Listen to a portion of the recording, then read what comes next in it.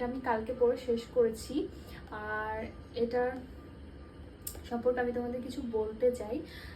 সেটা হচ্ছে যে এই বইটা যখন আমি পড়ছিলাম, মানে পুরো পৃষ্ঠা, মানে এক একটা পৃষ্ঠা আমি পড়ছি আর আমি আমার জীবনের সাথে রিলেট করতে পারছি। আর বইটার নাম হচ্ছে the art of being alone. এখানে আমাদের দুটো জিনিস বুঝতে হবে, একা থাকা আর একা ভালো থাকা, এই দুটোর মধ্যে একটা ডিফারেন্স আছে। তো আমি এই বইটা যখন পড়ছিলাম না, তখন আমি সেই পুরনো আমি আর আজকের আমির মধ্যে যে চেঞ্জেসটা, পুরো এই বইটার মধ্যে আমি দেখতে পেলাম। তুমি তোমাদের একটা কথা বলি, তোমরা যখন তোমাদের জীবনে আননেসেসারি কাউকে ইনভলভ করো বা কাউকে ইন্টারফেয়ার করতে দাও, তখন দেখবে যে তোমাদের জীবনটা কিন্তু মানে একদম দুর্বিষহ হয়ে ওঠে, বা সেই মানুষটার উপস্থিতিতে তুমি মানে কখনোই হ্যাপি ফিল করো না, বাট তোমার কিছু করার নেই। সে তোমার জীবনে এসে ইন্টারফেয়ার করছে বা তুমি তাকে অ্যালাউ করছো। একদম করো না। নিজেকে সবার আগে নিজেকে টাইম দাও, নিজেকে চেনো, তোমার মধ্যে কি কি পসিবিলিটিস আছে সেগুলো খুঁজে বার করার চেষ্টা করো। তারপরে তুমি দুনিয়ার লোকের এক্সপেকটেশন মেটাতে যাবে। আগে নিজের এক্সপেকটেশন, নিজের থেকে নিজের যে চাওয়াগুলো সেগুলো আগে ফুলফিল করার চেষ্টা করো। আমি বলবো যে বইটা পড়ো, অবশ্যই একটা খুবই ভালো বই।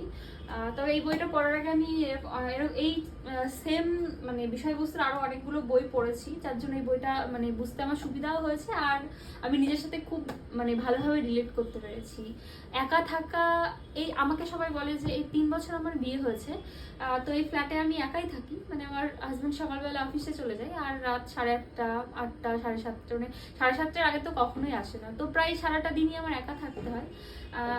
কিন্তু আমি পড়াশোনা করতাম যেহেতু আমার টাইম ম্যানেজমেন্ট হয়ে যেত, কিন্তু আমি তো গভর্নমেন্ট এক্সামের জন্য পড়াশোনা করছি। আর আমি না ছোটবেলা থেকেই আমি খুব এক্সপ্রেসিভ না, মাঝে হয়ে গেছিলাম খুব বেশি এক্সপ্রেসিভ, হ্যাঁ মানে খুব কাছের লোক ভেবে নিয়েছিলাম, কিন্তু আমি এক্সপ্রেস করতে পারি না, আমার নিজের দুঃখ আমি কাউকে বলতে পারি না।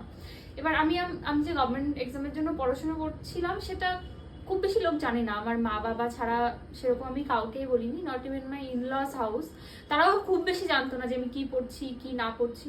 তো আমি নিজেকে সব সময় একটু আইসোলেটেড করে রাখতে পছন্দ করি। তো সবাই আমাকে জিজ্ঞাসা করতো যে তুই একা একা কি করে থাকিস, তোর টাইম কাটে কি করে, নানা লোক নানা ধরনের আমাকে মানে বলতো এটা কর ওটা কর, টিউশন পড়া বা একটা জব তো খুঁজে নিতে পারিস, প্রাইভেট হ্যানা ত্যানা 7-5 অনেক কিছু বাচ্চা নিয়ে নে। তো আমি না শুধু সেগুলো শুনতাম আর এক কান্দে শুনে আর এক কান্দে বার করে দিতাম, মানে ওই যে এক কান্দে শুনে যে এক কান্দে বার করে মানে দেওয়ার যে চেষ্টাটা বা যে প্রচেষ্টাটা, সেটা আমার নিজেরই ছিল, কারণ সব মানুষ কিন্তু পারে না এটা করতে। আমরা শুধু আমাদের নিজের ভেতর ঢোকাই কথা, বাট